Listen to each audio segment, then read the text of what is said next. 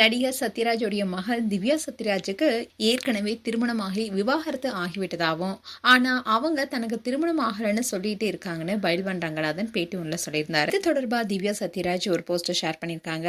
அந்த போஸ்ட் தான் இப்போ வைரல் ஆயிட்டு வருது. ரீசெண்டா ஒரு யூடியூப் சேனல்ல பைல்வான் ரங்கநாதன் திவ்யா சத்யராஜ் குறித்தே பேசியிருந்தாரு. அதுல அவர் என்ன சொல்லியிருந்தாருன்னா, திவ்யா சத்யராஜுக்கு திருமணம் ஆகலனும் அவங்க சிங்கிள்னு சொல்லிட்டு இருக்காங்க.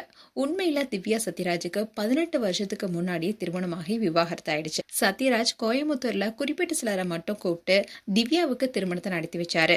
திவ்யாவுடைய கணவர் வேற யாரும் கிடையாது, சத்யராஜுடைய உடன் பிறந்த சகோதரி கல்பனாவுடைய மகன் மகேந்திரன் தான் சொல்லியிருந்தாரு. ஆனா திருமணமான அடுத்த 5 நிமிஷத்திலேயே திவ்யா தன்னுடைய கழுத்துல இருந்த தாலியை கழட்டி வீசிட்டாங்க. அதுக்கப்புறமா சத்யராஜ் தன்னுடைய மகளையும் மருமகனையும் சமாதானப்படுத்தி சேர்த்து வச்சாராம். 14 வருடமா ஒன்னா சேர்ந்துதான் வாழ்ந்தாங்க. ஆனா தினமும் திவ்யா தன்னுடைய கணவரை அடிச்சு டார்ச்சர் செய்வாங்களாம். ஒரு கட்டத்துல திவ்யாவோட டார்ச்சர் தாங்க முடியாம மகேந்திரன் இதுக்கு மேல சேர்ந்து வாழ முடியாதுன்னு சத்யராஜ் கிட்ட சொல்லிட்டு அங்கிருந்து கிளம்பிட்டாருன்னு சொல்லியிருக்காரு. அது மட்டும் இல்லாம இப்ப இந்த விஷயத்த நான் சொல்றதுக்கான முக்கியமான காரணமே, நான் சத்யராஜ் கிட்ட பணம் வாங்கிட்டேன்னு ஒரு பொய்ய திவ்யா சொல்லியிருக்காங்க. உண்மையில நான் சத்யராஜ் கிட்ட பணமே வாங்கலனோ, இது என் தாய் மேல சத்தியம், நீ என்ன பத்தி பொய் சொன்னதுனாலதான் திவ்யாவுடைய உண்மையான முகம் வெளிச்சத்துக்கு வந்ததுன்னு பைல்வான் அதுல கூறியிருந்தாரு. இந்த வீடியோ சோஷியல் மீடியால வேகமா பரவ ஆரம்பிச்சது. இப்படி இருக்க சூழலதான் பலரும் பலவிதமா பேச ஆரம்பிச்சாங்க.